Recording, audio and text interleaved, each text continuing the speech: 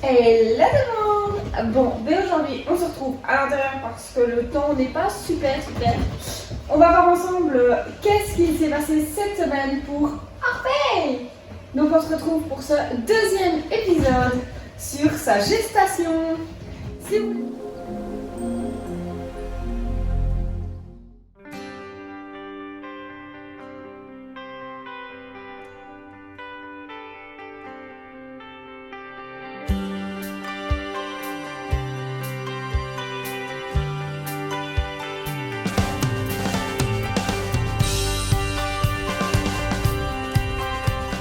N'oubliez pas, si vous voulez être sûr de ne rater aucune vidéo, abonnez-vous et cliquez sur la cloche de notification.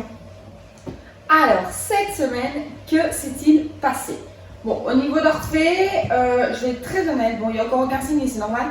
La seule chose, c'est que je dirais qu'elle est peut-être un petit peu plus, mais c'est vraiment très limité, hein. Anxieuse, mais est-ce que c'est lié à ça ou pas? Je dirais que c'est tellement faible qu'on... Voilà, c'est pas un signe, vraiment. Au niveau physique, il n'y a pas vraiment de changement pour l'instant. Alors, cette semaine, par contre, dans son bidou, il s'est passé plein de choses. Donc, pour rappel, nous sommes entre J7 et J14. Je vous avais dit la semaine dernière que à partir du moment où il y a fécondation de l'ovule, la division cellulaire se met tout de suite en place avant même la nidation. C'est toujours le cas. Et cela a continué jusqu'à plus ou moins J10 avec la migration en même temps de cet ovule fécondé jusqu'à sa corne utérine. Et donc vers J10, l'ovule fécondé est arrivé dans la corne utérine. À partir approximativement de J10, donc du moment où cet ovule arrive dans la corne utérine, ben là, il va continuer son chemin jusqu'à l'utérus d'Orphée pour le coup.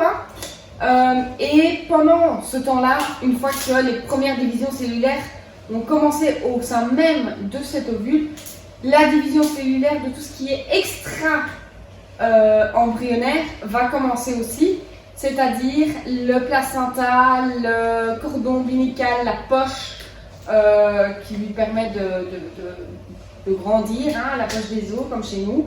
Et bien toutes ces petites choses-là vont déjà commencer à se créer dès maintenant.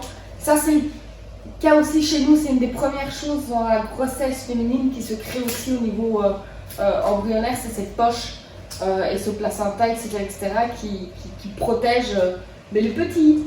Donc c'est pareil chez elle, sauf qu'elle doit créer beaucoup plus puisque si elle attend une portée, il y a peu de chances qu'elle n'en ait qu'un, tandis que chez nous on a plus de chances d'en avoir un que plusieurs. Chez elle c'est un peu l'inverse, donc à ce niveau-là, voilà, ça c'est vraiment les gros changements. Mais voilà, comme je vous le disais, sinon elle va parfaitement bien.